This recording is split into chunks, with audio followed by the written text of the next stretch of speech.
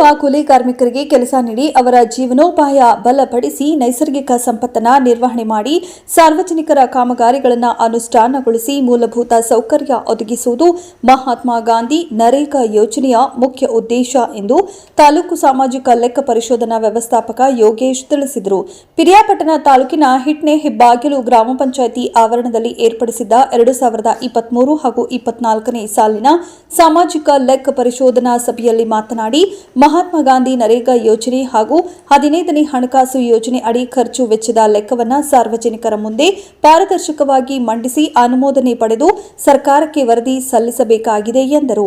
ಕೇರಳ, ತಮಿಳುನಾಡು, ಆಂಧ್ರಪ್ರದೇಶ, ತ್ರಿಪುರಾ, ಪಂಜಾಬ್ ಸೇರಿದಂತೆ ದೇಶದ 16 ರಾಜ್ಯಗಳಿಂದ ಕರ್ನಾಟಕ ರಾಜ್ಯಕ್ಕೆ ಸಾಮಾಜಿಕ ಪರಿಶೋಧನಾ ಅಧ್ಯಯನಕ್ಕೆ ಆಗಮಿಸಿದ ಅಧಿಕಾರಿಗಳ ತಂಡವನ್ನು ಪಿರಿಯಾಪಟ್ಟಣ ತಾಲೂಕು ಸಾಮಾಜಿಕ ಪರಿಶೋಧನಾ ವ್ಯವಸ್ಥಾಪಕ ಯೋಗೇಶ್ ಪುಷ್ಪಗುಚ್ಛ ನೀಡಿ ಬರಮಾಡಿಕೊಂಡರು. ಇನ್ನು ಪಂಜಾಬ್ ರಾಜ್ಯದ ಸಾಮಾಜಿಕ ಪರಿಶೋಧನಾ ನಿರ್ದೇಶನಾಲಯದ ನಿರ್ದೇಶಕ ಸಾಮಾಜಿಕ ಪರಿಶೋಧನಾ ಸಭೆಯನ್ನ ವೀಕ್ಷಣೆ ಮಾಡಿ ಮಾತನಾಡಿ, ಸಮುದಾಯದ ಆಸ್ತಿಗಳನ್ನ ನಮ್ಮದು ಎಂಬ ಭಾವನೆಯಲ್ಲಿ ನಾವೆಲ್ಲರೂ ರಕ್ಷಿಸಬೇಕಾಗತ್ತೆ. ನಮ್ಮ ಸುತ್ತಮುತ್ತ ಸ್ವಚ್ಛತೆಗೆ ಆದ್ಯತೆ ನೀಡಬೇಕು. ಸಾರ್ವಜನಿಕರು ಸರ್ಕಾರಕ್ಕೆ ತೆರಿಗೆ ಕಟ್ಟುತ್ತಾರೆ. ಸರ್ಕಾರದ ಯೋಜನೆಗಳನ್ನು ಅನುಷ್ಠಾನಗೊಳಿಸುವಾಗ ವಿಳಂಬವಾಗುತ್ತದೆ. ಸಾರ್ವಜನಿಕರು ಕೂಡ ತಾಳ್ಮೆಯಿಂದ ಸಹಕರಿಸಬೇಕು. ಸ್ಥಳೀಯ ಮಟ್ಟದಲ್ಲಿ ಸಾರ್ವಜನಿಕರ ಕುಂದುಕೊರತೆಗಳನ್ನು ಪಂಚಾಯತ್ ಅಭಿವೃದ್ಧಿ ಅಧಿಕಾರಿಗಳು ತ್ವರಿತಗತಿಯಲ್ಲಿ ಪರಿಹರಿಸಬೇಕು ಎಂದೇಳಿ ಸಾಮಾಜಿಕ ಪರಿಶೋಧನಾ ಸಭೆಯ ಕಾರ್ಯಕ್ರಮ ನೋಡಿ ಮೆಚ್ಚುಗೆ ಎಂದರು. ಇನ್ನು ಪಂಚಾಯಿತಿ ಅಭಿವೃದ್ಧಿ ಅಧಿಕಾರಿ ನಾಗೇಂದ್ರ ಕುಮಾರ್ ಮಾತನಾಡಿ, ನರೇಗಾ ಯೋಜನೆ ಅಡಿ ಸಾರ್ವಜನಿಕರು ವೈಯಕ್ತಿಕ ಕಾಮಗಾರಿಗಳನ್ನು ಮಾಡಿಕೊಳ್ಳಲು ಮೊದಲು ವಾರ್ಡ್ ಸಭೆ ಮತ್ತು ಗ್ರಾಮ ಸಭೆಗಳಲ್ಲಿ ತಮ್ಮ ಹೆಸರನ್ನು ನೋಂದಾಯಿಸಿಕೊಳ್ಳಬೇಕು ಎಂದರು.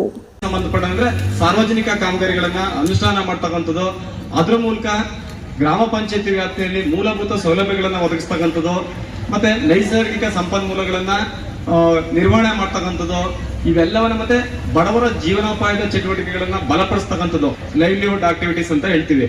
ಇಷ್ಟೆಲ್ಲವನ್ನ ಕಾರ್ಯಕ್ರಮವನ್ನ ಉದ್ಯೋಗ ಖಾತ್ರಿ ಯೋಜನೆ ಮಾಡತಕ್ಕಂಥ ನಿಟ್ಟಿನಲ್ಲಿ ಉದ್ಯೋಗ ಖಾತ್ರಿ ಯೋಜನೆಯನ್ನ ಜಾರಿಗೊಳಿಸ್ತಾ ಇದೀವಿ. ಹಾಗಾಗಿ ಈ ವರ್ಷ ಕೊಟ್ಟಂತ ಕಾಮಗಾರಿಗಳಲ್ಲಿ 100 ಜನ ಕೊಟ್ಟಿದ್ದಾರೆ ಅಂದ್ರೆ ಗ್ರಾಮ ಪಂಚಾಯತಿಗೆ 20 ಜನವನ್ನ ನಾವು ಈ ಸರಿ ಮಾಡ್ಕೊಳ್ಳೋರ್ನ ಮೊದಲನೇ ಹಂತವಾಗಿ ತಗೊಂಡಿರ್ತೀವಿ.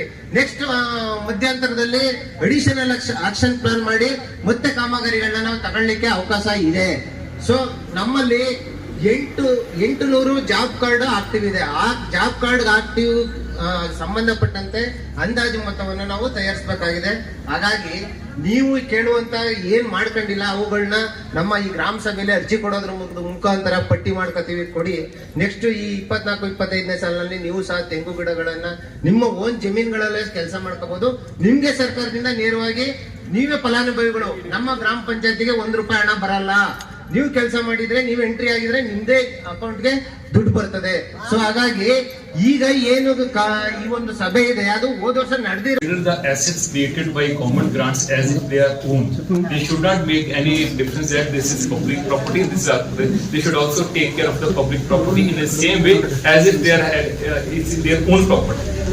ಈಗ ಸಮುದಾಯದಿಂದ ಏನೇ ಕೆಲಸ ಆದ್ರೂ ಕೂಡ ನಿಮ್ಮೂರಲ್ಲಿ ಒಂದು ರೋಡ್ ಆಗುತ್ತೆ, ಒಂದು ಕಂಪೌಂಡ್ ಆಗುತ್ತೆ ಅಲ್ವಾ, ಒಂದು ಬಿಲ್ಡಿಂಗ್ ಆಗ್ಬೋದು, ಅದನ್ನ ನಿಮ್ಮ ಏನು ಆಸ್ತಿ ಅಂತ ನೀವು ನೋಡ್ಕೋಬೇಕು.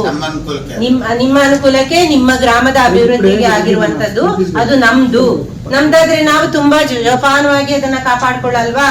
ಹಾಗೇನೆ ಯಾರಾದ್ರೂ ಬಂದು ಅದನ್ನ ಒಡೆಯುವ ಕೆಲಸ ಮಾಡಿದ್ರೆ ಅಲ್ವಾ, ಈಗ ಡ್ರೈನ್ ಇದೆ, ಡ್ರೈನ್ ಅಲ್ಲಿ ಕಸ ಹಾಕಬಾರ್ದು, ನೀಟಾಗಿ ಇರ್ಬೇಕು. ಕಸ ಹಾಕಿದ್ರೆ ಸೊಳ್ಳೆ ನಮ್ಗೆ ಕಚ್ಚುತ್ತೆ, ಎಲ್ಲರಿಗೂ ಡೆಂಗು ಬರುತ್ತೆ. ಈಗ ಮೈಸೂರಲ್ಲೆಲ್ಲ ಡೆಂಗು ತುಂಬಾ ಇದೆ ಅಲ್ವಾ.